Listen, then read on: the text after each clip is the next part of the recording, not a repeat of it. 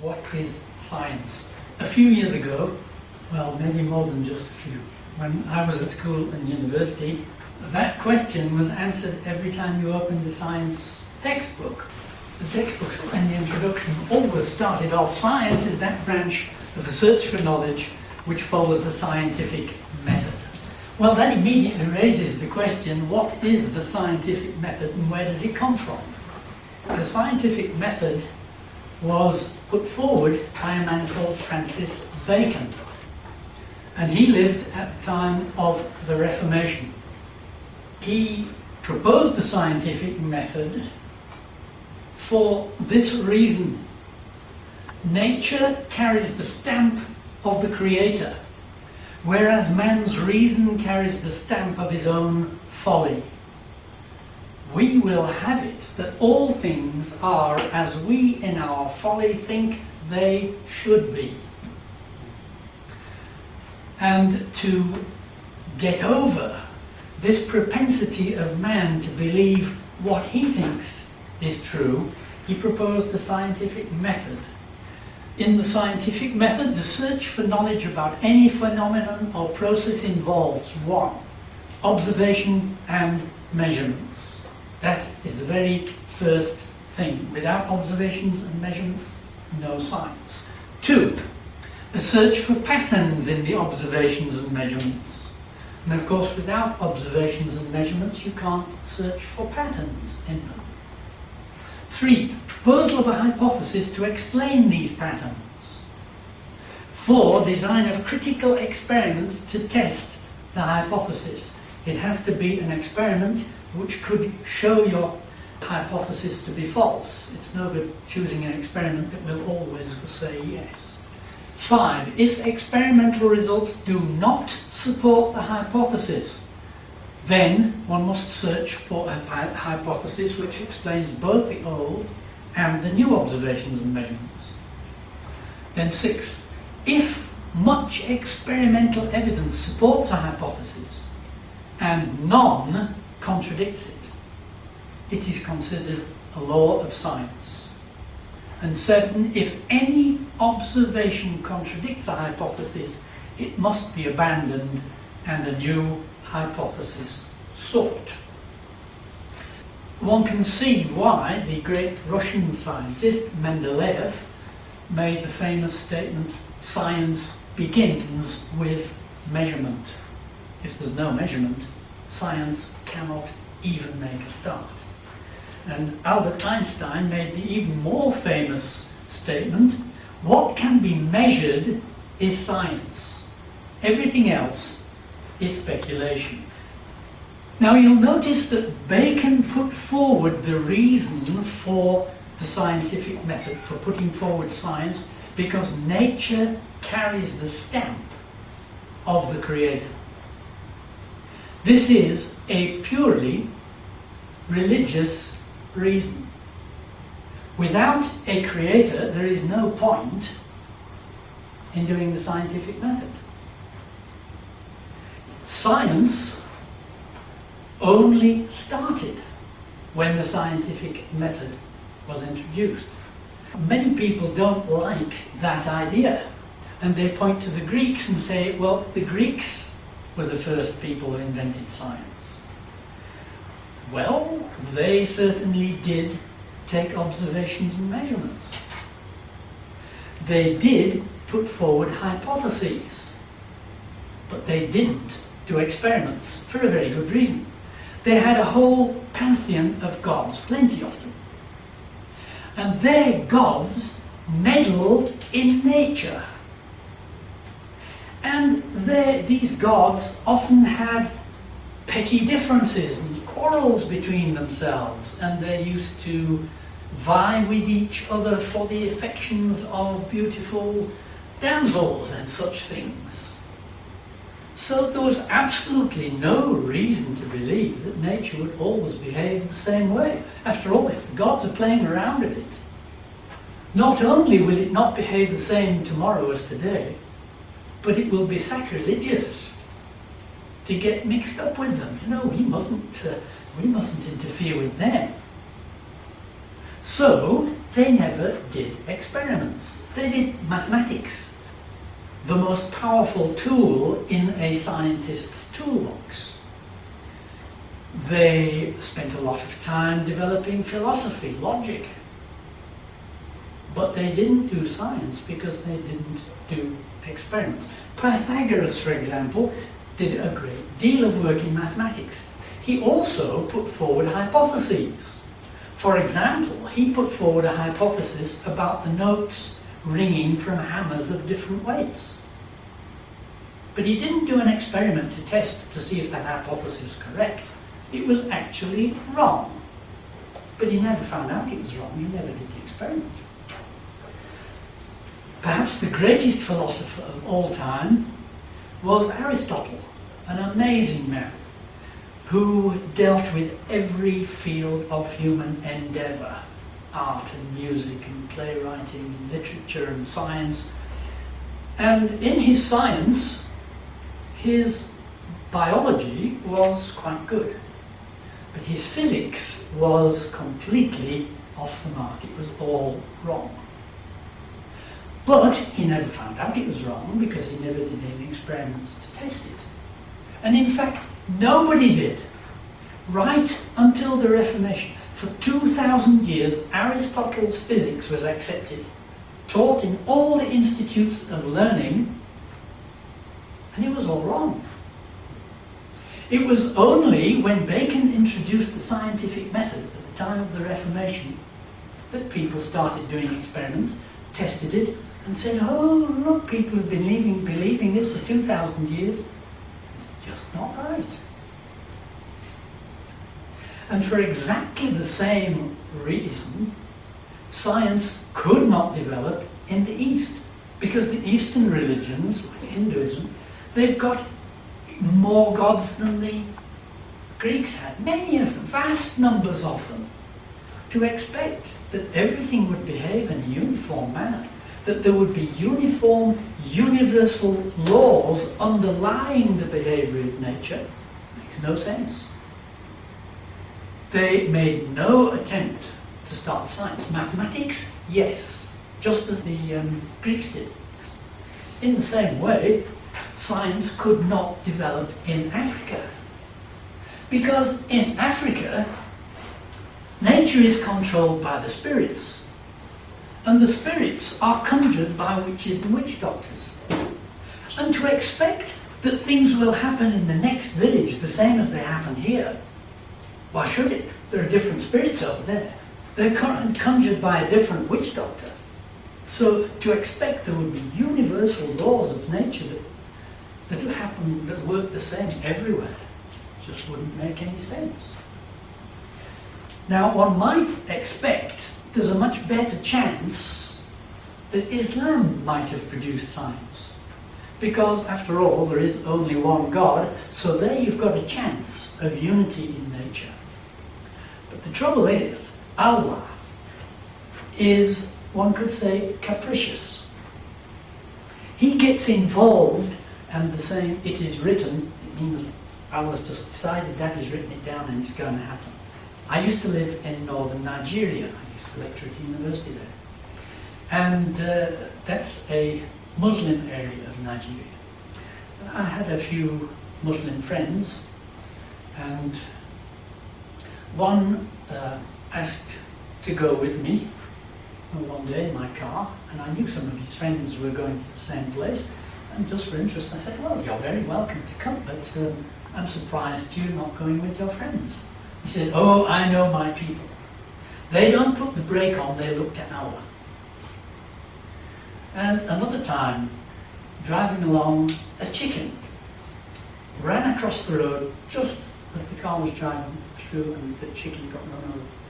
This Muslim in the passenger seat said, isn't it amazing that Allah should decree that that chicken should cross the road just at that moment? You see, whether you have a crash or whether that chicken gets killed doesn't depend on how safely you drive. It depends on whether Allah has decided you're in for a crash. So, with that kind of attitude, there's no point in doing science as well.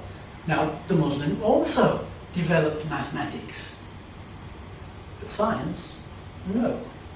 There has in fact only ever been one worldview which made the development of science possible. And that's the Judeo-Christian worldview. And science did not develop anywhere else in the world, among any other people, than the Christians of the Reformation. Because the Bible tells of one God who created everything. It's a law-giving God. One would expect nature to carry the stamp of his laws. And that was the reason why Johannes Kepler was prepared to spend years of his life poring over the observations and measurements that Tycho Brahe had made of the sun, moon and planets. He was prepared to put in years of effort to find patterns in those measurements because he was confident the patterns would exist.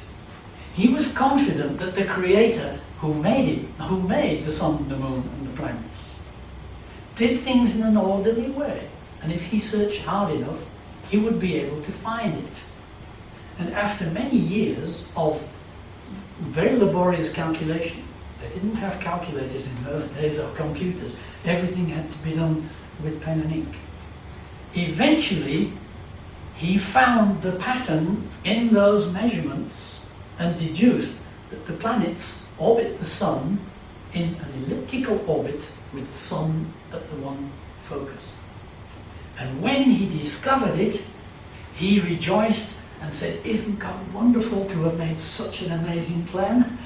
And he's famous for his statement, "The privilege of a scientist is to think God's thoughts after him." Isaac Newton, in the same mold, a scientist strictly, eagerly observing the creation very diligently, very carefully. He brought a new standard of accuracy to measurements in science. Standards that he worked to were one of the reasons he was able to find out so much and make such huge progress in science. But Newton spent more time doing research in the scriptures than he did doing research in mathematics. Newton wrote far more about the scriptures than he wrote about science. Leonhard Euler, today he would probably be considered the greatest scientist that ever lived, because today scientists are judged on the number of papers they publish, and he published more papers than anybody else by far. For 50 years, 1/3 of all the papers on mechanics, on engineering mechanics, mathematics, and theoretical physics, it was all done by Euler. Very interesting man. He attended Bible study every day of his life, even when he was in his cradle. His father took the Bible studies when he was a child. When he got married and left home, he took the Bible studies. When his children grew up, they used to come to his house in the evenings for Bible study. When he grew old, he went blind. He still carried on with his Bible studies because he had the Bible entirely in his head. He developed Newton's work. He took it further until it could deal with just about any problem in mechanics. He developed fluid mechanics, aerodynamics.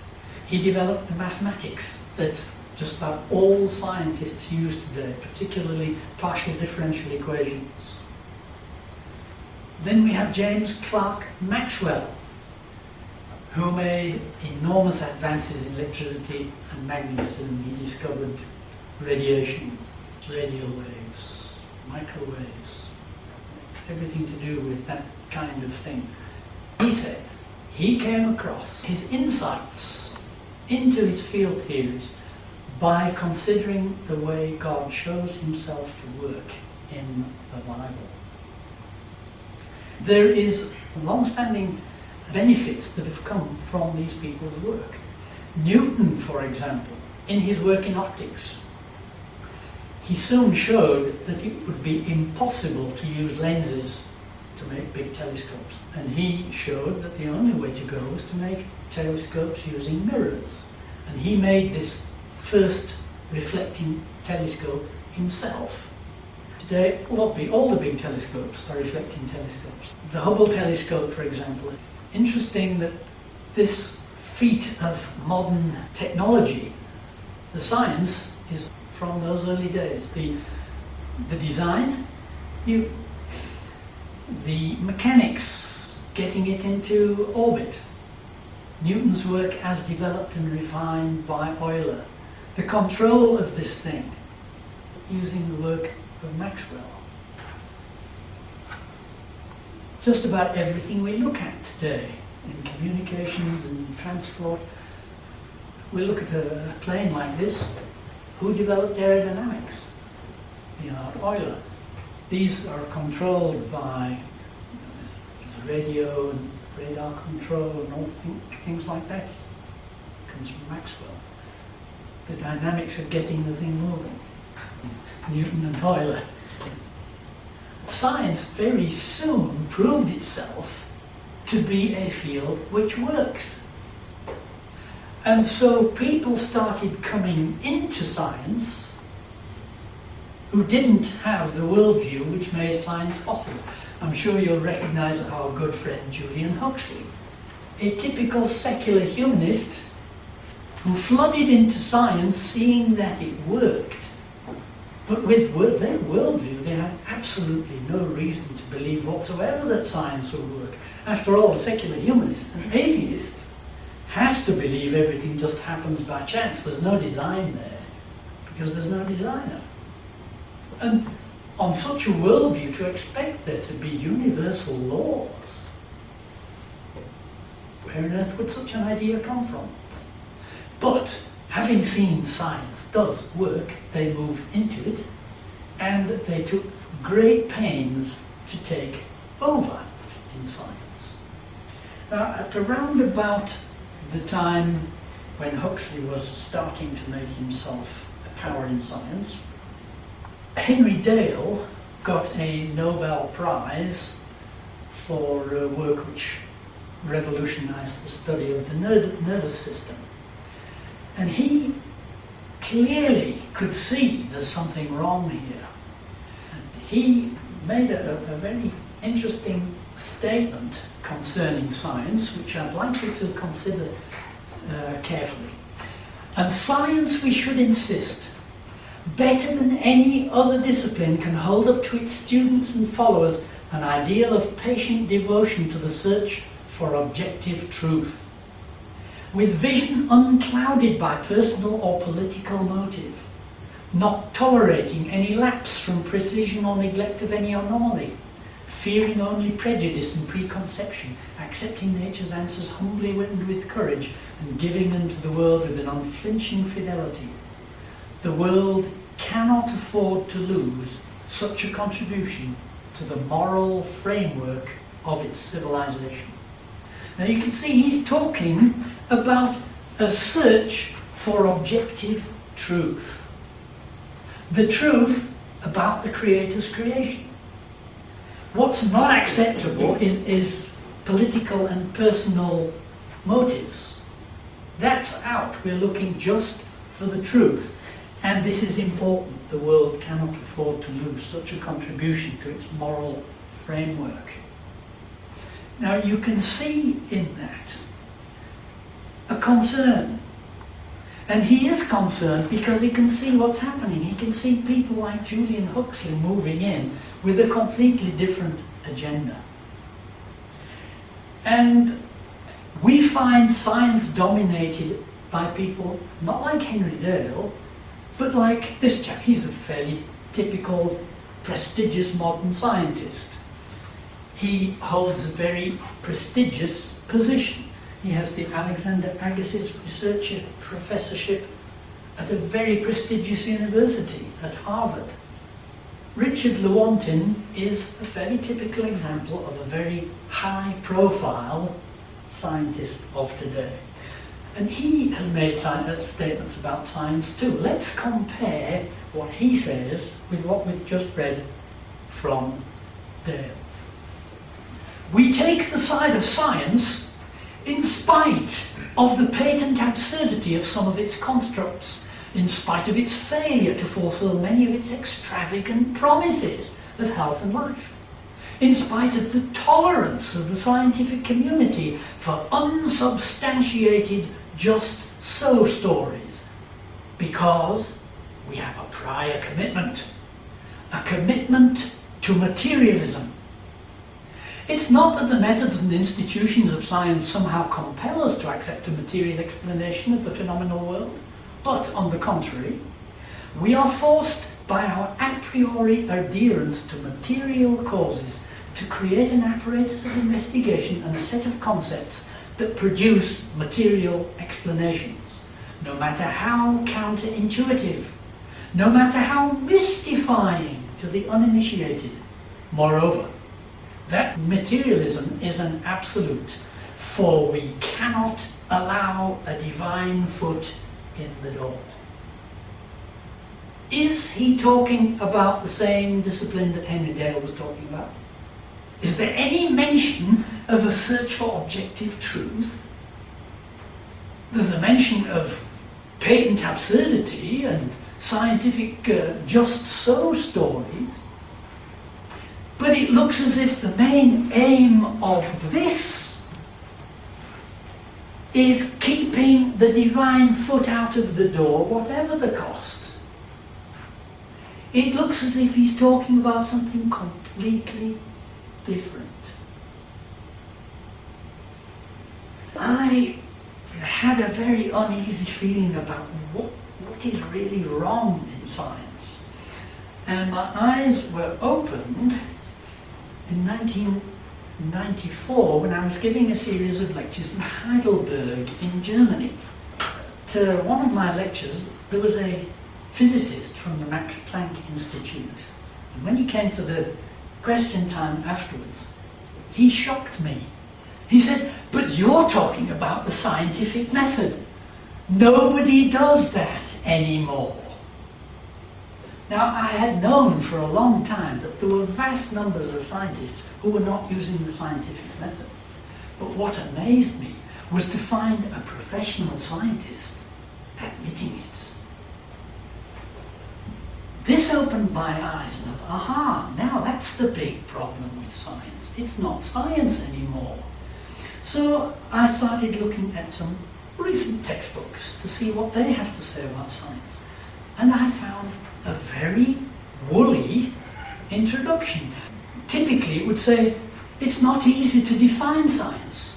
And he waffles on a little bit and then he says, science is what scientists do. I thought, is that a definition of science? After all, scientists go to the toilet. Is that science? Well, I didn't come across a satisfying definition being used today until I came across Professor Brian G. Wallace, who is a professor of physics at the University in Florida in America. He wrote a book, it's called The Farce of Physics. You can get it on the internet, it's worth reading.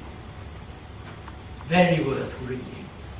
And he comes across this same problem. How do you define science these days? And he pointed to Thomas Kuhn, who is one of the most famous philosophers of science, very well respected. And he pointed out that he effectively defines science this way. A proposition is scientific if it is sanctioned by the scientific establishment. Well, how do the scientific establishment sanction ideas? They sanction them by allowing them to be published in respected journals of science. Now, they determine which are respected. which can count as science, and the top, the number one, is a journal called Nature. And very close behind it, right on its heels, is another publication called Science. These two are the top. But there are plenty of others, there are lots more. The distinguishing feature about all these journals of science is they are sanctioned by the scientific establishment. And anything that appears in here is science. Anybody who publishes in here are scientists, and those who don't are not. Now, there are other journals, like, for example, Galilean Electrodynamics and CRSQ, but they are not accepted as science. Because to the scientific establishment, certain things are sacrosanct, they cannot be criticised, and certain things are banned, they cannot be mentioned. And to the scientific establishment, these points are absolutely vital. They are sacrosanct. Evolution, you may not cast the slightest doubt on evolution. Billions of years, you may not cast the slightest doubt on billions of years. Naturalistic cosmology, particularly the Big Bang, you can say as much as you like that about that as you like. You can even mention things like steady state cosmology or even plasma cosmology. But beyond that, no chance. The Copernican principle, that is the idea that the Earth is nothing special. It's also called the mediocrity principle. The Earth is just a second-rate planet moving around the second-rate sun, moving around the second-rate galaxy, moving around the second-rate group of galaxies. It's nothing special. And Einstein's relativity, now that is actually linked with that. So the banned items are the things which go against these. Intelligent design and creation, you can mention them only to pour scorn on them. Short time scale, again, you can mention it only to pour scorn on it. You're not allowed to put forward any of the evidence which makes many people believe in it. Alternatives to naturalistic cosmology, definitely not allowed. And geocentricity, the opposite of Copernican principle, no, that is taboo. Now, one would think, but why is this taboo? The problem is, all the experiments attempting to prove the Copernican principle have all instead pointed to geocentricity. They've all pointed to the fact that the Earth is the center of the creation. And the only way all that evidence can be disregarded is by Einstein's relativity. Einstein's relativity was only invented to explain away all the evidence for this. So it's absolutely sacrosanct. So these points here, you must support them, you must go against these, otherwise you're not going to get anything published in the journals of science, and you will not be considered a scientist. And if anybody attempts to go against the wishes of the scientific establishment, there are sanctions that dissenters can be hit with. First, they can be fired from their jobs. This is usually only for pretty junior scientists, people who are just trying to establish themselves.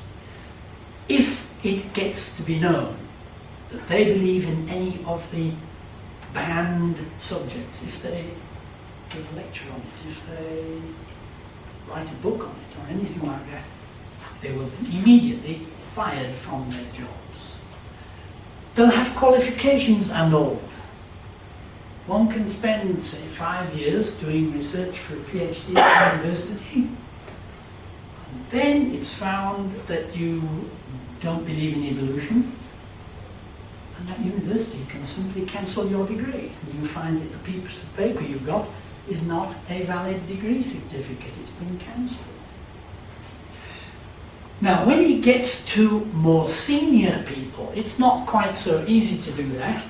So what happens to more senior people is they are denied publication in approved journals. And if you can't publish your work, then you can't make any advance in science.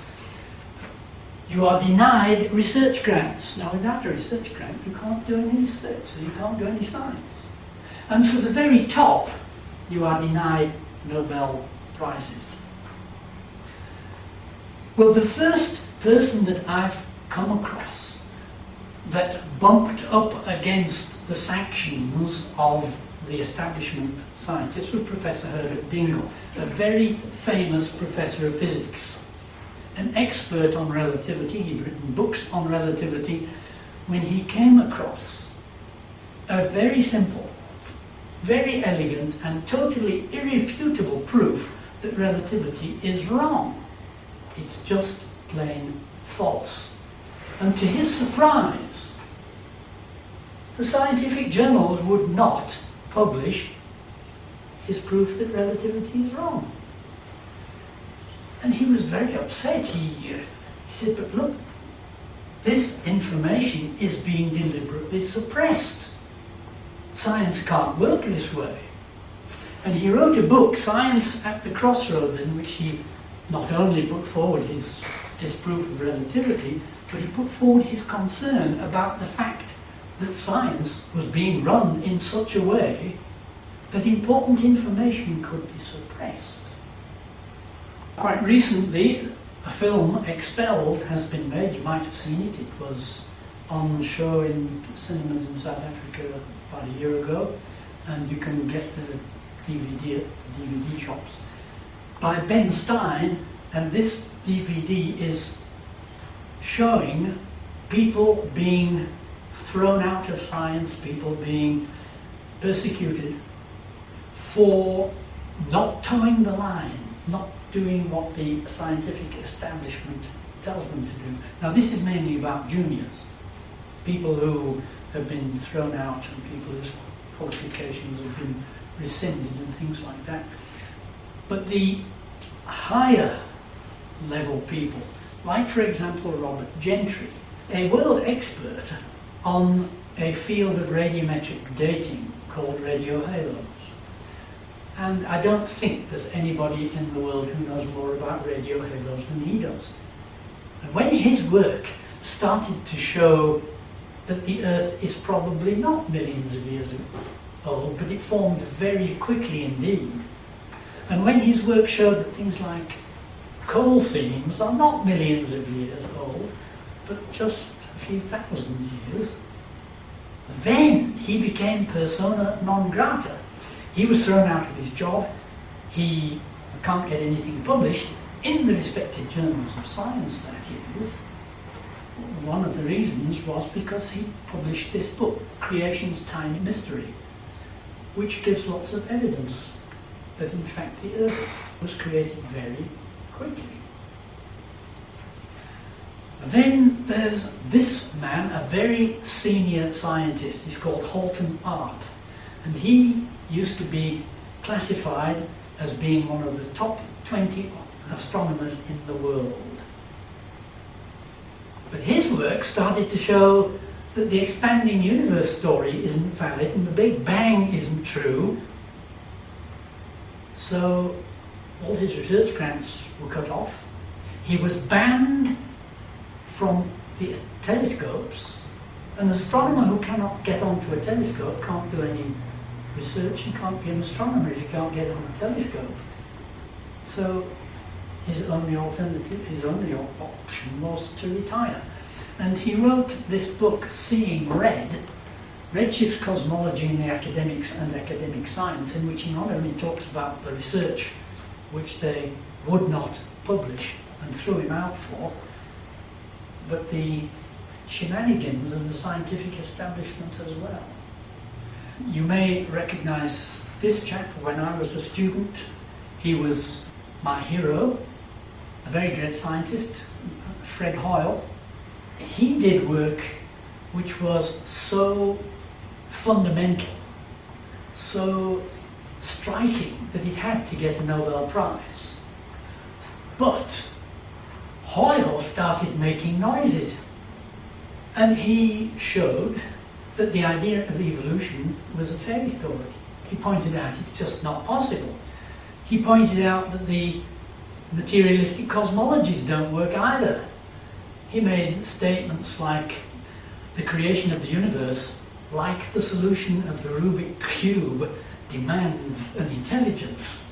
Now, that doesn't go down well with the scientific establishment. They stopped publishing his papers. He was cut off from his work.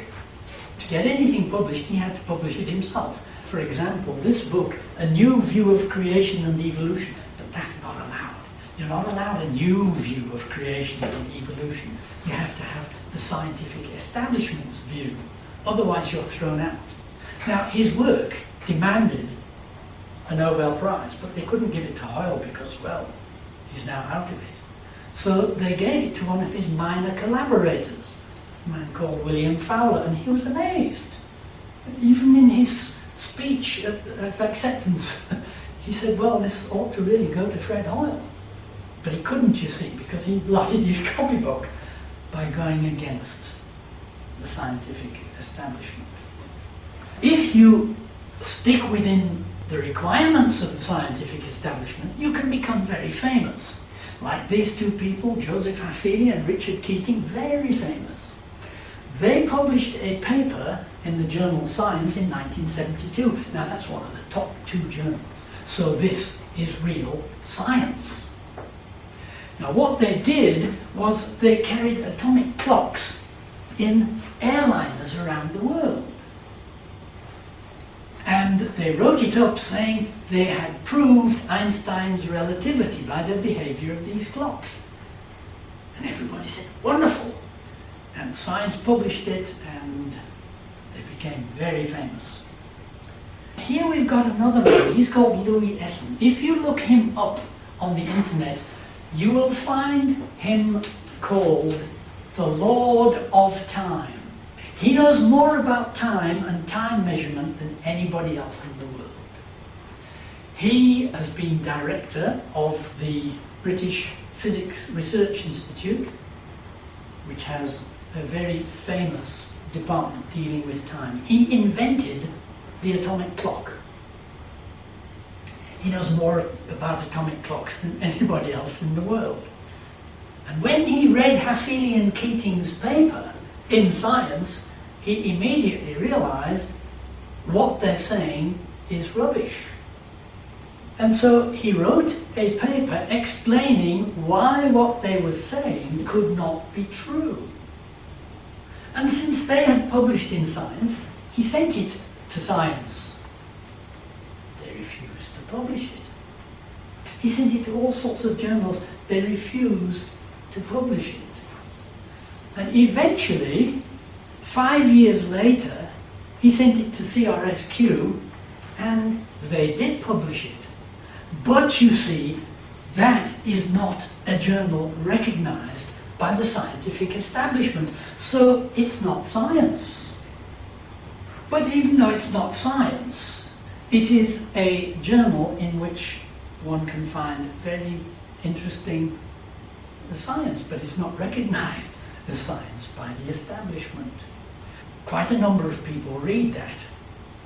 One of the people reading it, Dr. Kelly, a physicist, was shocked by this, and he got the original data, the measurements that Haffili and Keating took, and he wrote a paper, Haffili and Keating tests. Did they prove anything?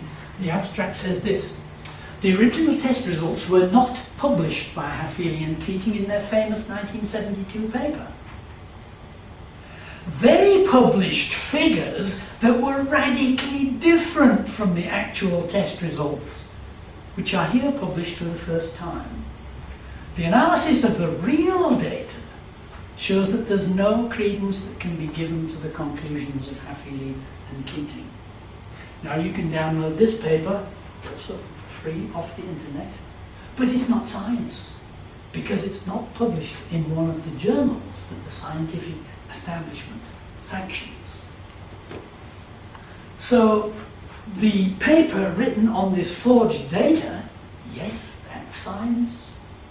The expose to show that it's just not true, no, that's not science at all. None of the scientific journals would publish it. Brian G. Wallace, I mentioned before in the Farce of Physics, he pointed to Kuhn's definition, and he went a little further. He said, a proposition is scientific if it is sanctioned by the scientific establishment. Example, if the scientific establishment decrees that fairies exist, then this would be scientific indeed. Now, does that sound a little extreme? Not at all. Not at all. This is a picture from Carl Sagan's book, Comet. Now, Carl Sagan was a scientist, published in the scientific journals. And he's talking here about the Oort cloud, or the Oort cometary shell. The solar system is supposed to be surrounded by an enormous shell of comets, thousands of millions of billions of them, which cannot be seen or detected in any way. Now, doesn't that sound just like fairies? Can they be seen or detected in any way? No. But let's see what Carl Sagan says about these fairies. Many scientific papers are written each year about the Oort cloud, its origin, its properties, its evolution, yet there is not a shred of observational evidence for its existence. Can there be any measurements on them? Any observations? But they're scientific because they're published in the journals of science. And I want to look here at a paper which was published by three well-known astronomers, Denison, Fiedler and Johnson, in the top journal of science, in Nature.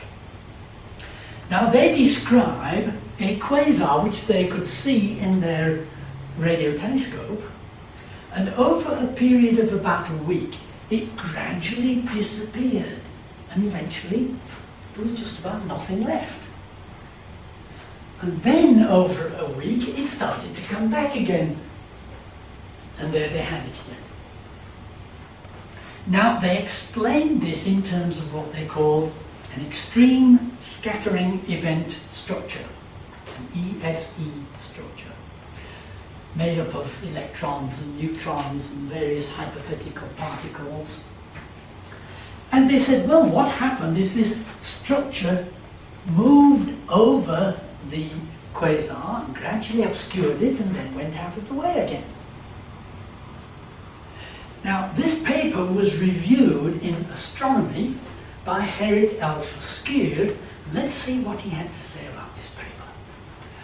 The most intriguing thing about the hypothesized structures, a point the authors of the report hesitated to emphasize but did allude to. They skated over it, but they knew about it all right. These objects are not stable. If such an object could exist for even a moment, it would quickly dissipate. They know that. They did allude to it, but they skated over it. They know perfectly well they're telling you a story. Any such object, if it could be pushed together, would fly apart so quickly it would be gone in no time. And there they are, telling us that this kind of object lasted long enough to explain this phenomenon over 2 weeks. They know perfectly well what they're telling you is rubbish.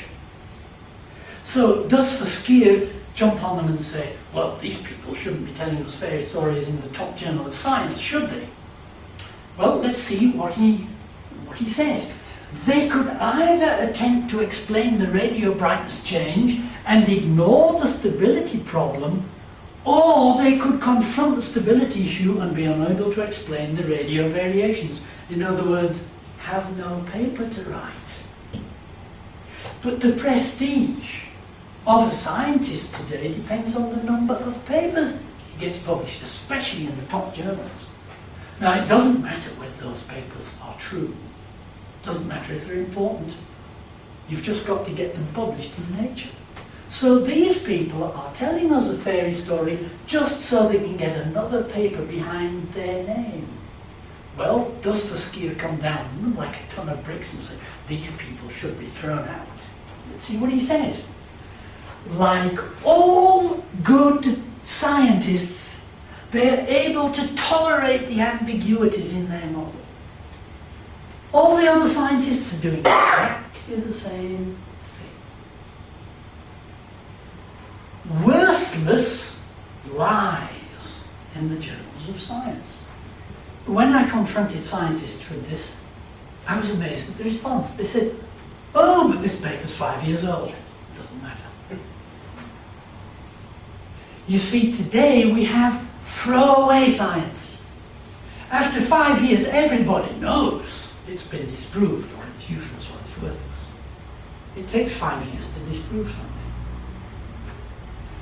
The work of Newton, Faraday, Joule, Thomson, that's exactly as valid today as it was when they did it. Today, the stuff that's published in the journals, 5 years, well, forget it. Throw away science.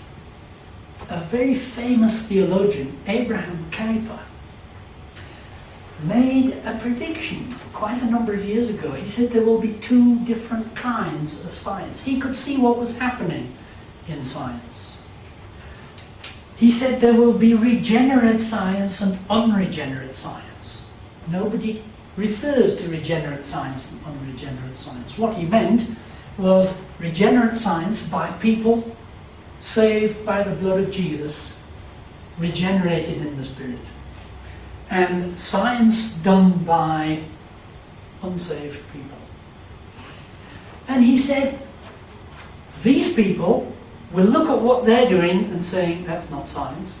These people will look at what they're doing and say, that's not science.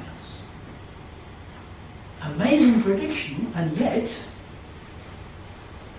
that's pretty well what's happened. There are two very distinct sciences. Nobody calls them regenerate and unregenerate science. Nowadays it's called creation science and secular science. Creation science is done by people who believe the creation was created by a creator, and the job of science is to find out how his creation works. People like Dale are concerned about a search for truth, the truth of the way the creation works. Any idea can be considered. Until it's been proved wrong, it's worth considering. Anyone is welcome to pursue the quest for knowledge about the creation, and the scientific method is indispensable. Whereas with secular science, there is no search for objective truth. In fact, secular scientists deny that truth exists. They say there's no such thing as truth. They search for useful theories. Only secular ideas can be considered. You may not consider anything which is not secular. There is control, censorship and regulation. It's an essential part of it. And the scientific method is subservient to secular theories. You can use the scientific method as long as it doesn't interfere with any of the sanctioned ideas. But as soon as it interferes with the ideas that are sanctioned, it's pushed aside. And the people on the secular science side, they say creation scientists are not scientists at all. They never publish any research in the recognized journals of science. Guess why not? It's not accepted for publication, but this is the This is the standard statement of the secular scientists. Creation scientists are not scientists at all. Scientists are people who publish in the accepted journals. Whereas creation scientists look at what's going on in the secular scientific world and they say, well, is that really science? It's just as Abraham Kuyper said. Now, we looked earlier at this brilliant scientist, Leonhard Euler, who did an amazing amount of original research. More papers published than any other scientist, and it's all fundamental, valuable stuff. And he said, in our researches into the phenomena of the visible world, in other words, in doing science, we are subject to weaknesses and inconsistencies. We make mistakes. So humiliating that a revelation with a capital R, he's talking about the Bible, was absolutely necessary to us, and we ought to avail ourselves of it with the most powerful veneration. The only way we can keep from going off the track in science as well as in anything else is to follow what the Bible says. To Euler, to Newton, to all the early scientists, the Bible was the most important handbook. Newton did more work on the Bible than he did in science. And yet, amazingly, there are even Christians today who are prepared to take as a higher authority the journals of science, the pronouncements of the secular scientific establishment. And that is rather surprising in view of what Douglas Jones pointed out. The odd thing is that science has such a ridiculous track record to serve as such a powerful veto house of truth. If we think in terms of centuries and millennia, few other disciplines turn inside out so flippantly and quickly as the natural sciences. Nothing can take the puff out of the scientific chest more than a study of its history. Perhaps that's why it's so rare to find science departments requiring courses in the history of science. The history of science provides great strength to the inductive inference that at any point in its history, that day's science will almost certainly be deemed false, if not laughable, within a century, often in much less time. Well, we asked the question, what is science? And I don't think that everybody is going to be satisfied with any answer to that question. What will satisfy you depends on the answer you give to that big fundamental question we looked at last time. Why is there something instead of nothing? There are two answers. The creation was created by a creator, or the creation created itself. And as we saw last time, the answer that you accept to that question makes a huge difference on every question, and it even makes a huge difference to what you are going to accept as science. If you accept the first possibility, the creation was created by a creator, then you will almost certainly go along with Henry Dale. And you will find that science has a commitment to the scientific method. It is a search for objective truth. Even if we never find the truth, it is the search for that objective truth. We do not tolerate anomalies because anomalies cannot occur when you're dealing with the truth. We accept nature's answers humbly and with courage, even if they're not the answers that we actually hoped for. No political considerations must come into account. They always blur the picture, and the scientific endeavour has a bearing on the moral framework of society.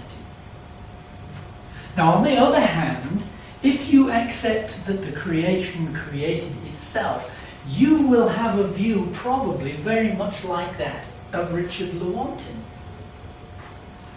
where the real commitment is to materialism, even if that commitment leads to patent absurdity, like, for example, the Big Bang theory. Extravagant promises. There are so many scientists who say science has all the answers, and although we haven't got quite all of them yet, we will have them. Unsubstantiated just so stories. The theory of evolution is full of them. They don't mind that it's counterintuitive. One of the science advisors to the United States president once said that one course in relativity makes all straight thinking impossible. That doesn't matter. Relativity is counterintuitive, it doesn't make sense, but if it's needed, it's perfectly acceptable. Doesn't matter if it's mystifying to the uninitiated. Quantum theory is mystifying to the initiated. In fact, I believe it was Niels Bohr who once said, if anyone says they understand quantum theory, they don't know anything about it at all. But the main point, the absolutely central issue which cannot be let go of, you cannot allow a divine foot in the door. Which alternative would you like to choose? Now, I would like to point out that for a Christian, Paul gives a warning. Listen to what he says to his disciple Timothy. O Timothy, keep that which is committed to thy trust, avoiding profane and vain babblings and oppositions of science falsely so called, which some professing have erred concerning the faith.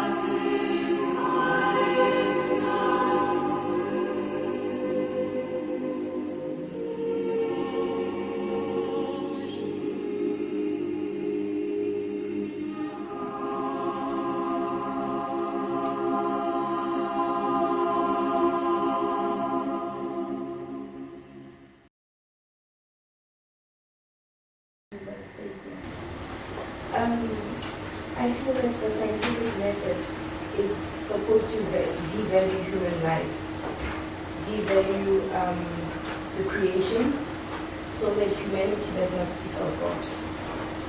if a human being does not feel like they're worth something, like somebody loves them and created them, they will not seek for something more in the universe.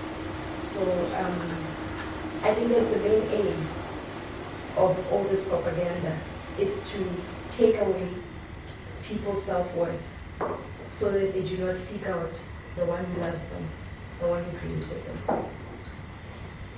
I don't see how the scientific method does that. Oh, sorry, not scientific method, I meant the scientific establishment. I didn't know. Well, yes, I totally agree with you on that.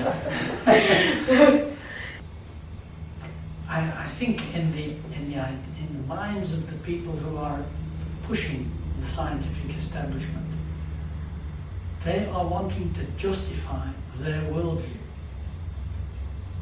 And you cannot justify your worldview if things like evolution are trashed, because it's absolutely essential to your worldview. So you can't allow it to be trashed. And if you have that worldview, then life is meaningless. There is no value. A boy is a pig, is a dog. There is no worth if there is no creator. You're just accidents otherwise. So if you say the Earth is a lot younger than science says it is, what do you mean by younger? How old? Well, maybe in 2 weeks' time we'll have a presentation on the evidence for how old the Earth really is. It was, the question would be around dinosaurs. Where do they fit in? Why are they gone? And what happened to them when Adam was created? Well, dinosaurs are a very interesting kind of creature. The story has been popular in science, and it's the only one that's allowed in the journals. These things died out 65 million years ago.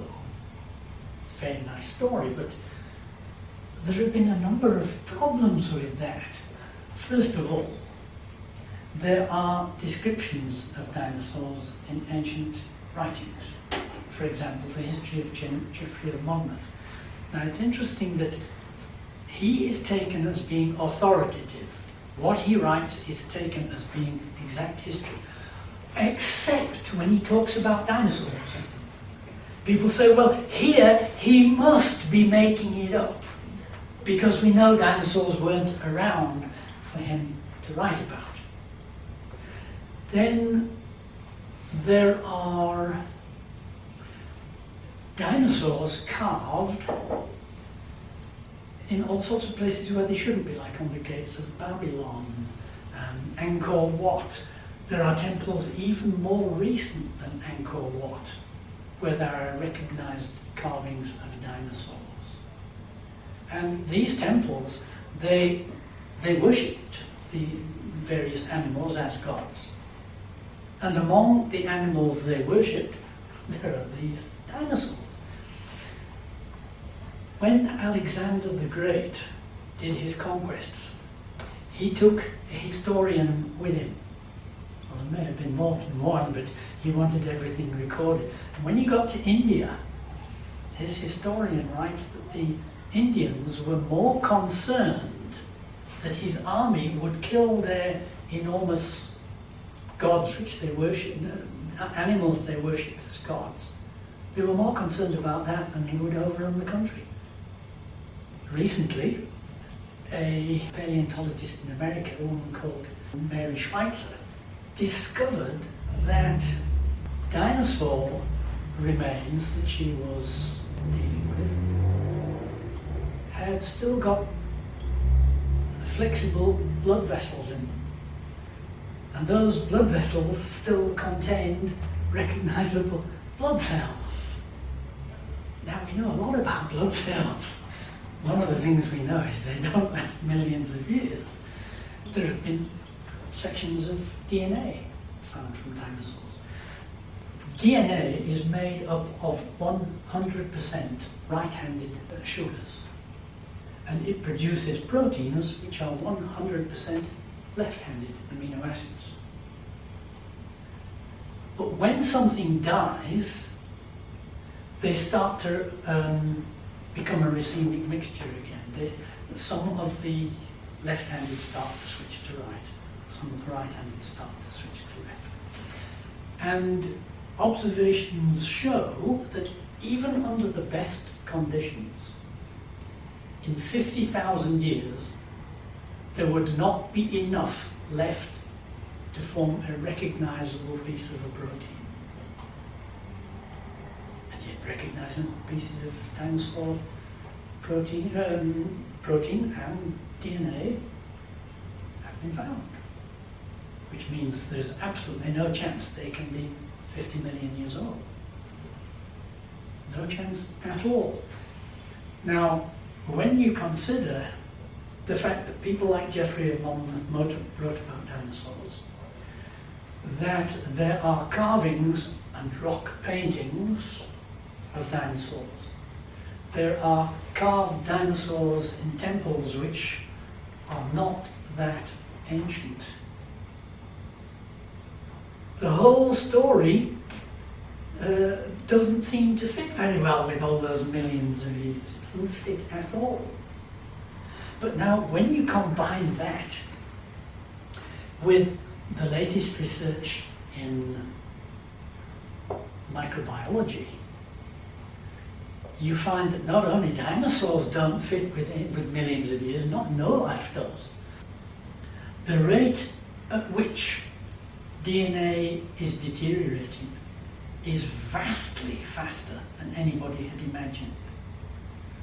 Now, when geneticists started looking at DNA and looking at mutations, they very quickly realized that if mutations occur very quickly, then DNA would become garbled very quickly. So they made the statement that mutations are very rare.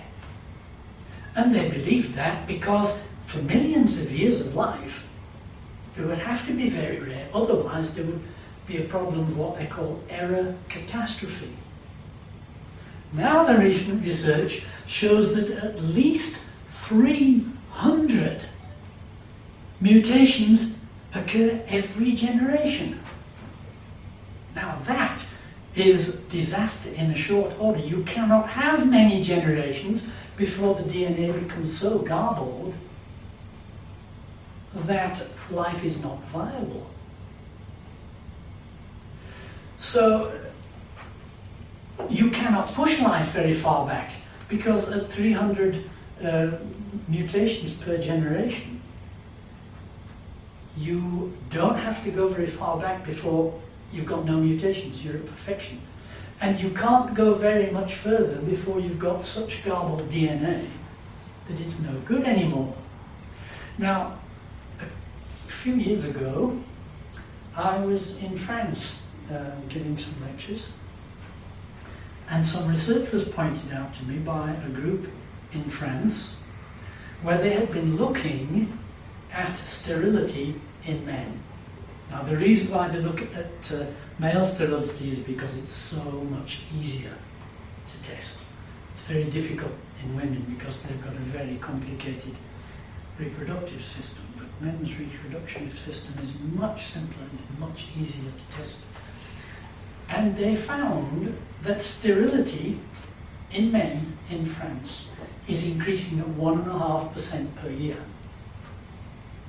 Now, at 1.5% per year, you can't go on very many years before you've got a sterile population. Well, after France, I went to England. And I found those team had done exactly the same research project in England. They had also found sterility in men rising at 1.5% per year. From there, I went to America, and one of the first people I met was a nature conservation officer in the Everglades in Florida.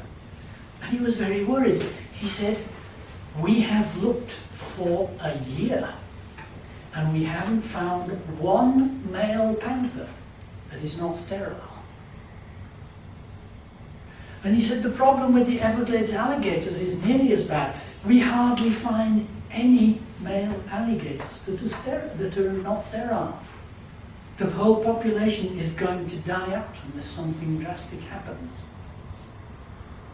Life is a short-term phenomenon. It cannot last very long. It cannot have been here very long. You can argue that if God meant for us to discover him in a different way than science, maybe he could have hidden himself in science to the point where he created dinosaurs and bones or whatever to lie underground to make it look, although he created it maybe 6,000 or 7,000 years ago, he could have created it to make it look as if it was millions of years ago. If he wanted to do that, nothing would have... If he wanted to, but why on earth would he want to do that? Maybe he wanted us to discover him in a different way than scientific. The Bible says the just shall live by faith.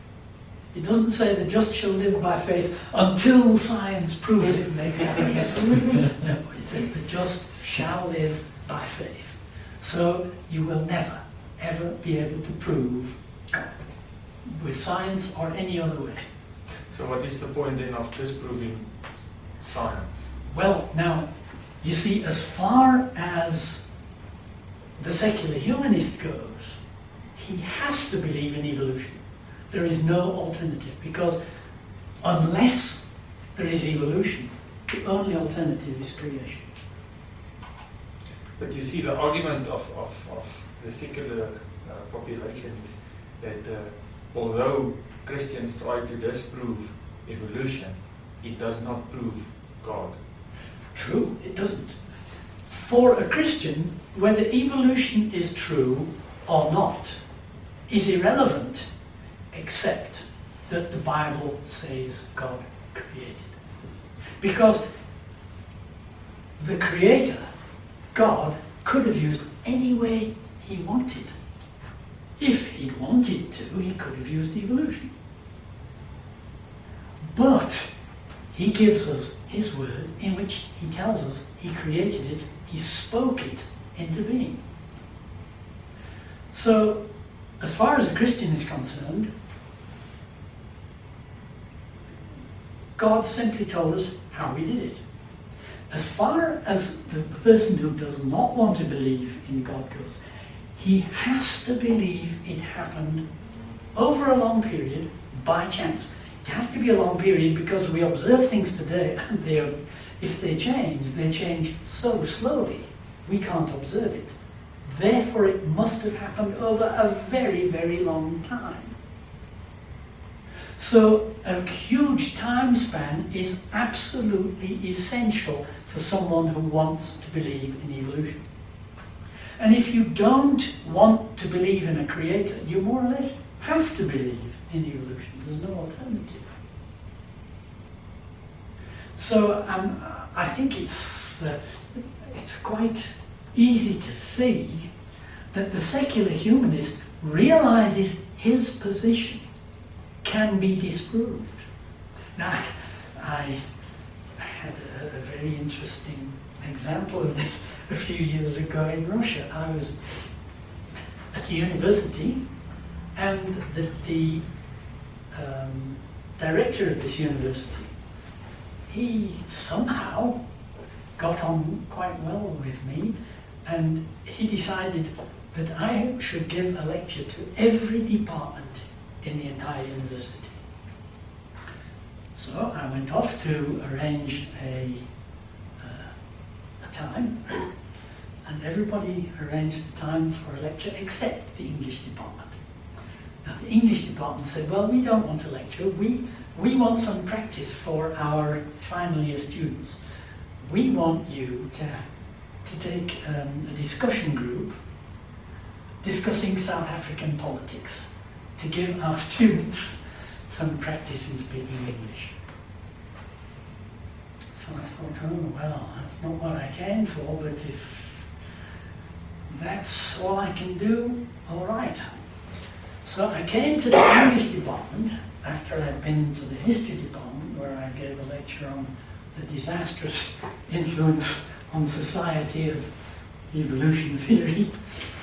And I arrived there, and the head of the department said, right, everybody into your discussion groups. And at that moment, the director of the university walked in. And he said, well, English class, you are today fortunate to have one of Professor Stott's world-famous lectures. So I thought, aha, got my projector out. It was on the stand and all ready to set up. And by the time he left, I got the slides from him. Now, that was the only lecture I gave at that university where I did not use an interpreter, because they were English students. I went through this lecture, it was on evolution. And at the end of it, there was dead silence. And the head of the department came to me and said, well, thank you very much for your lecture. And I said, well, it doesn't look as if anybody understood it. And the head of the department said, oh, yes, we understood it. But you see, we are all atheists, and you've just destroyed the foundation of our beliefs. They realize it is the foundation of their belief. And without evolution, they can't believe it anymore. I can make another comment. In the Bible, in Genesis 1:1, it says, in the beginning, God created heaven and earth, which does not say necessarily when it was. Could have been 1 million years ago, 4 billion. And then in verse 2 it says, and God's Spirit went over the water, and then he started with creation. Now, when he created Adam, the devil, or Satan, was already fallen. How do you know? Well, he was Satan at the time. He was Satan at the time that he came to tempt Adam, but how long had Adam been there? We don't know. Okay, that's interesting. Okay. But, and Jesus said he saw Satan fall to earth like lightning, which might have happened before the creation, or you can say recreation. Some Bibles speak about recreation at the beginning. Not if there are direct translations of the Hebrew. So well, I'm not a scholar of Hebrew, but so it could be, and it also specifies in Isaiah that Satan was a ruler over nations, and so forth. Sorry? He still is. Fair enough. But on earth.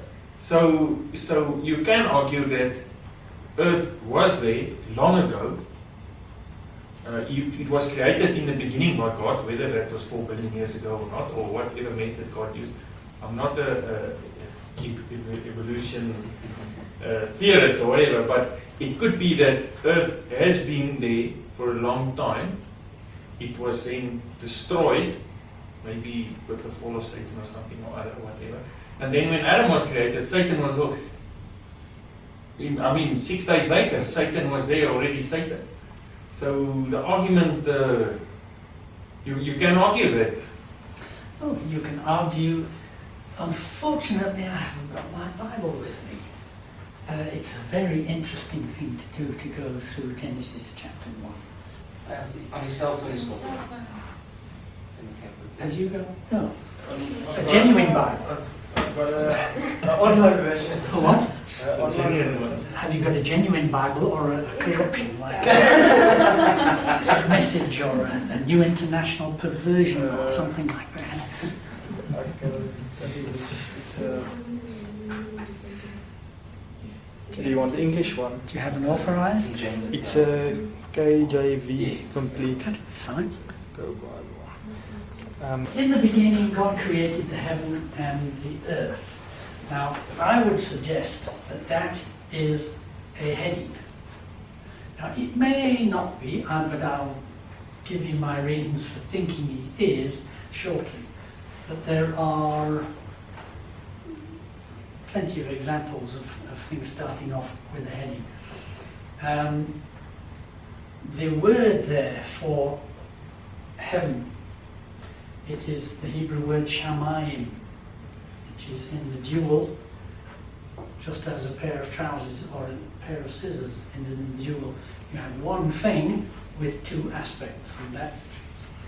So heaven is the word shamayim, and the earth haaretz. And the earth was without form and void, and darkness was upon the face of the deep, and the Spirit of God moved upon the face of the waters. Now it's interesting that that immediately wipes out the Big Bang theory.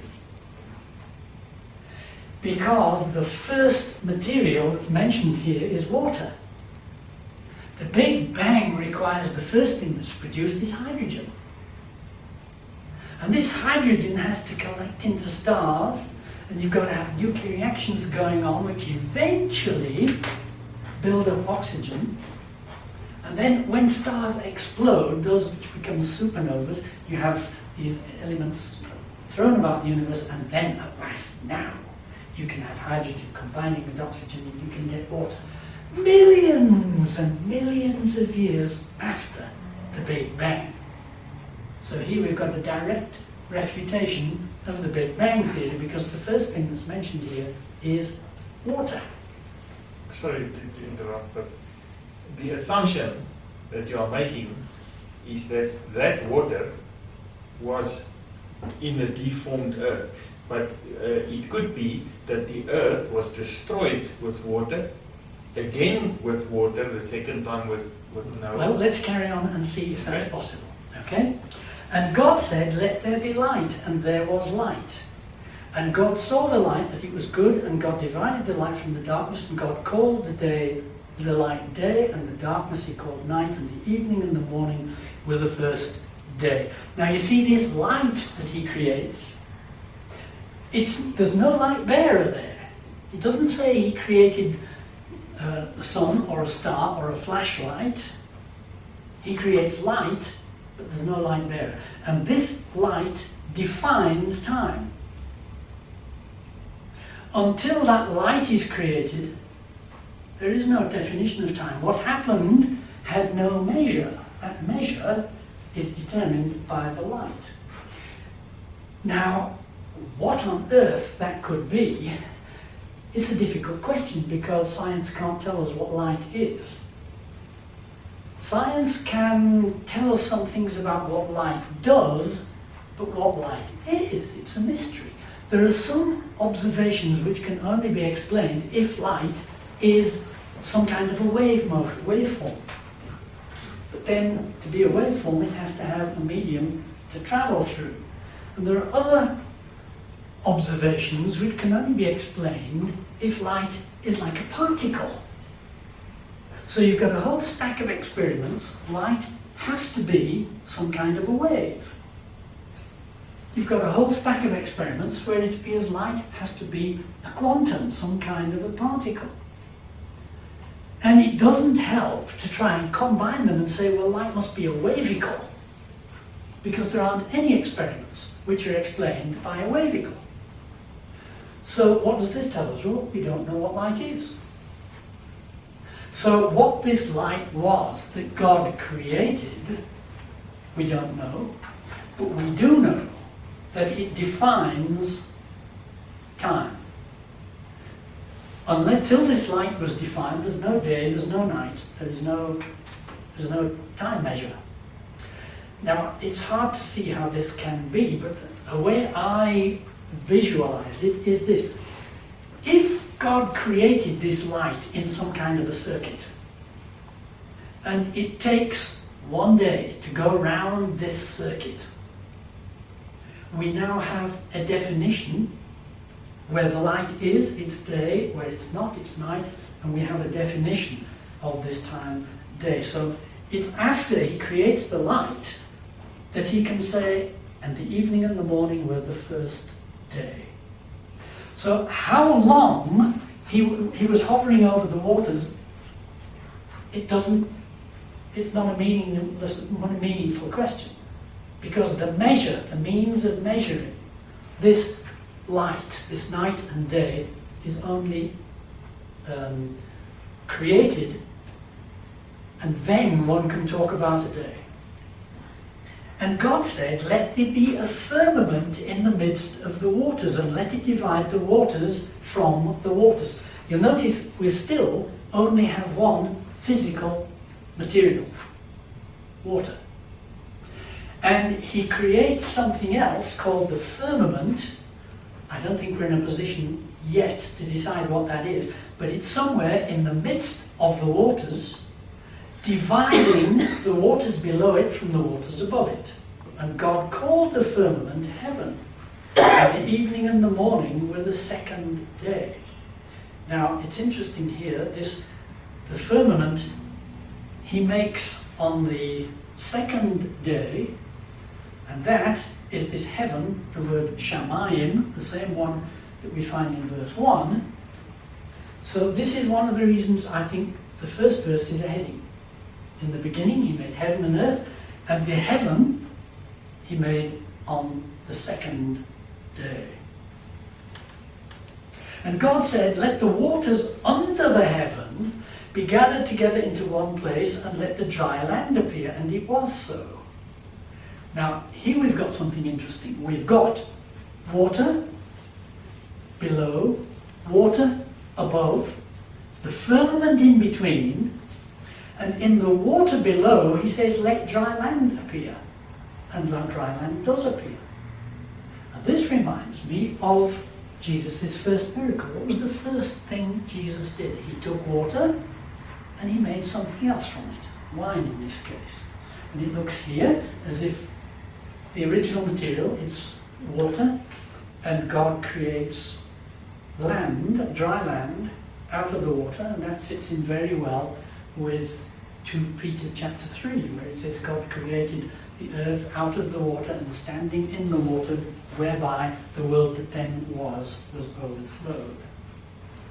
And it was so, and God called the dry land earth, ha'aretz.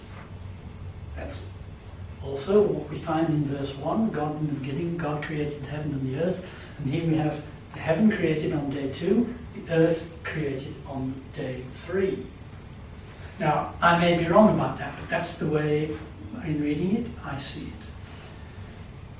And the gathering together of the waters called he seas, and God saw that it was good, and God said, let the earth bring forth grass, and herb yielding seed, and the fruit tree yielding fruit after its kind, whose seed is in itself upon the earth, and it was so. And the earth brought forth grass and herb, yielding seed after its kind, and the tree yielding fruit, whose seed was in itself after its kind, and God saw that it was good, and the evening and the morning were the third day. So by the end of the third day, we have got the waters below the firmament, now transformed pretty well into the earth as we know it now. It's got land, it's got the sea, it's got trees, plants.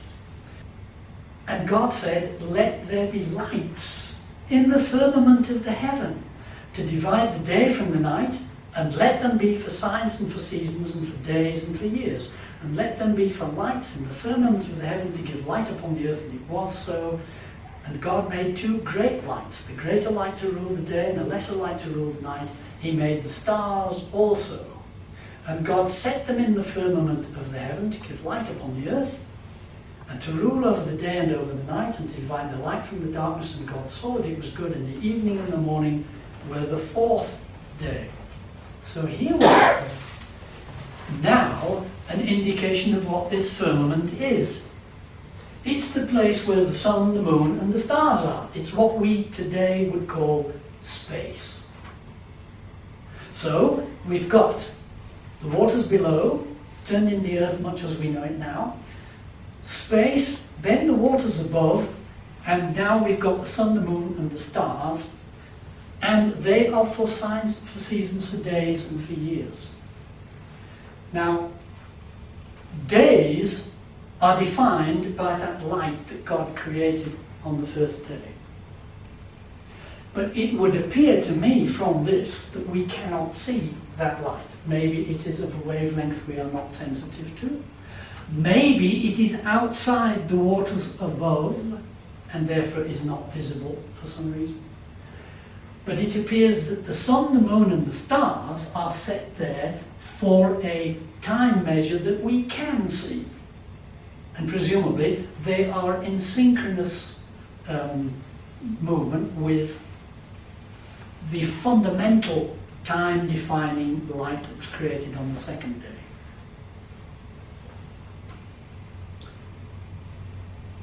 So here we've got a huge problem for any idea about a destruction of the earth before the first day.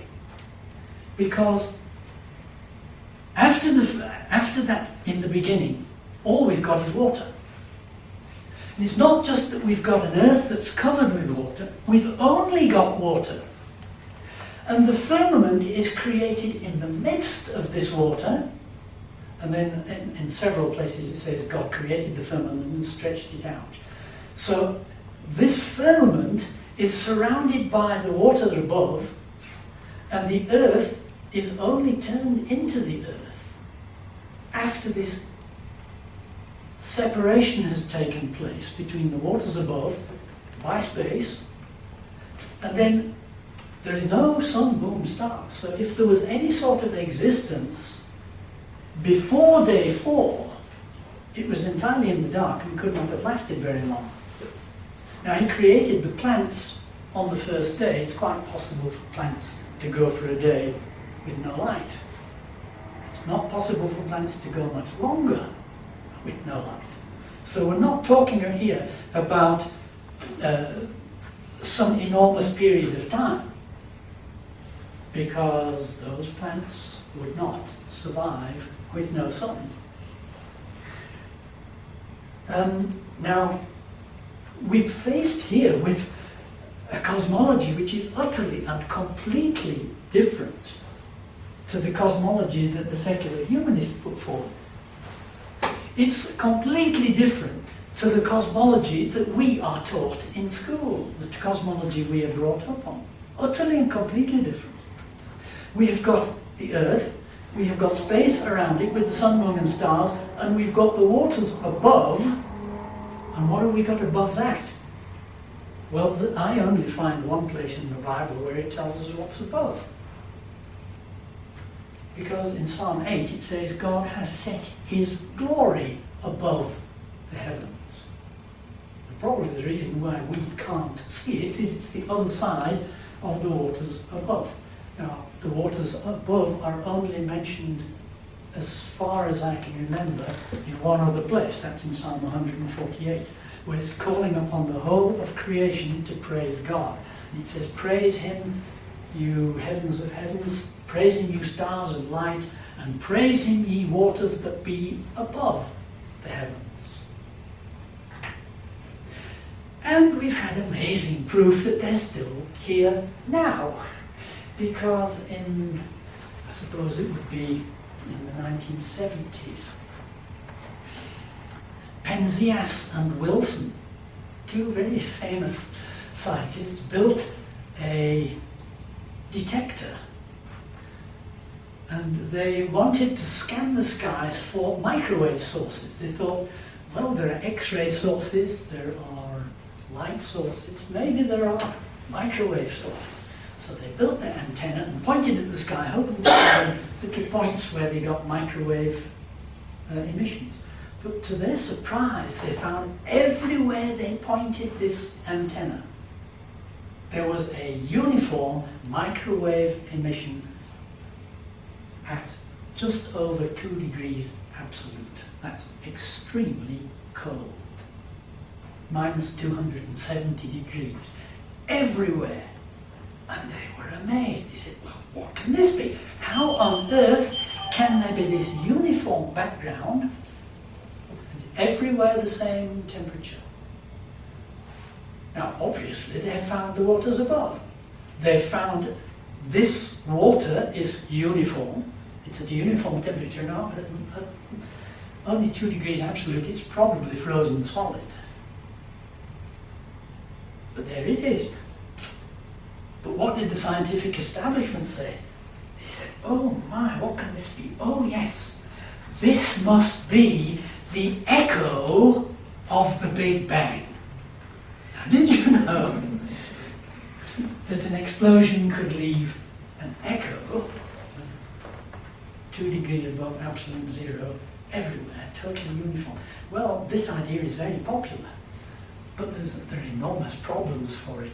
They've tried to fit this into the Big Bang story, but the problem is the universe is full of galaxies and stars and things which are not uniform at all.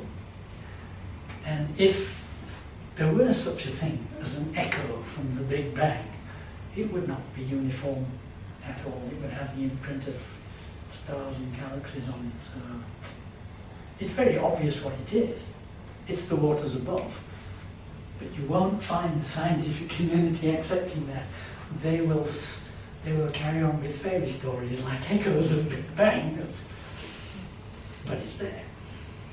So this whole cosmology simply does not allow for this story. You know, you don't have an Earth with anything like the right sort of characteristics to be considered the Earth until day 3. There's no life on it until day 4. There isn't even a mass of water separated from the rest which can become the Earth until day 2. Until day 2, it's all one mass with the waters above. There's no chance for this story of a pre-day 1 disaster. There are also incidents in America. Can you say something about it? The Roswell incident. Is it a fairy tale or is it something? Is it a big hoax? Why is it really? I don't know what the Roswell incident is about, but I do know that the people who were mainly involved in the hoo-ha about it have been very largely discredited. They have very largely been shown to be people who had an interest in a dramatic story for personal gain. The evidence seems fairly clear that the actual problem was a weather balloon which got damaged and came down. And the remains of this so-called spaceship, the evidence seems to be pretty convincing that it was a weather balloon. I'm not an expert. What I have found is that in most of the cases of extraterrestrial contacts, they almost all involve either people who are involved in witchcraft or people who are involved in hallucinatory drugs. And the two go hand in hand. Hallucinatory drugs and witchcraft go hand in hand. So I would say that that kind of thing is very likely concerned with very dubious spiritual beings. You know, there is no doubt whatsoever that people in witchcraft really do have very strong connection with powerful spiritual beings, and they can make apparitions, but it's stuff that I would not want to have anything to do with. I don't play with spiritual powers unless I'm led there. You know, if one is faced with the problem of dealing with someone who's got spiritual problems, then you can't run away from it. But to go and play, you're likely to end up like the 7 sons of Sceva, being hammered. Unless the Lord sends you there, stay clear. Now, I've found this attitude not very prevalent among Christians. I remember when I got saved, I was an atheist, I got saved and I joined a fairly typical Pentecostal church, and the attitude there was, Satan's nothing, he's a 0 with the ring knocked off. Well, that was popular, but in such circles I never actually came across people who had any spiritual authority. Now, when I did go to a place where there were people with spiritual authority, I went for a drive with someone who I realized was a very spiritually strong person. And we came to a beautiful wood, and this was in the town. And I said, "My, can we stop and have a walk in the wood?" He said, "No, this wood is the domain of a very powerful witch, and you don't go in there." And I thought, Satan's a zero with the ring knocked off. Why should anybody be concerned about going in there just because there's a witch in charge of it? But you know, I have seen that man bring witches to repentance. When God tells him to go and deal with witchcraft, he'll go. But until God tells him, he stays clear. Perhaps since we are talking about what is science, just to get some clarity, the atheists, guys I get to do with online and so forth, but in general the viewpoint, they like to tackle the thing that the people who believe in creation science, they are phonies, they don't have any degrees and so forth, while as the clever people in the world with all the PhDs and stuff, they are the guys that say, but evolution, Big Bang, all these things are true. And so the question I have is, number one, for general people like us, do you have to have credentials, a PhD and so forth to be able to concoct fairy tales like that, or to be a valid voice out there? Number one, so do you have to have a valid voice, credentials so somebody can listen to you? Because as I understand, Darwin was not a scientist by credentials. And secondly, I know there are many scientists with PhDs and so forth that does believe in creation science. So number one, does it matter if, does the credentials really play that big a part, or can an ordinary guy be clever about it and have a voice? And number two, are there people out there that are clever, that do have the PhDs, that say, but no, this real science says is in line with what the Bible says. Like you said, maybe it does not prove there is a God, but it does definitely not contradict it. I don't know if my question is clear. Yeah, look, this idea that you have to be, you have to have established credentials to be able to make a statement is recent. And it's all part of the control that they want to exercise over science. This wasn't the case before. When I studied geology, for example, just about the highest authority one could look to was Arthur Holmes. Arthur Holmes had an MA, full stop, Master of Arts. So this whole idea that you've got to be, you've got to have top qualifications from the scientific establishment, it's recent. Charles Lyell, the founder, one could say, of modern geology. The whole of geology is built on him. His only qualifications were in law. Charles Darwin, his only qualifications were in theology. There's a very interesting man called Barry Setterfield. I don't know if you've heard of him. He's an Australian. A very intelligent man. And he was at Adelaide University studying physics and geology. And the Lord spoke to him and said, "You're prepared to put all this work in for a degree. Are you prepared to do this work for me?" He left the university.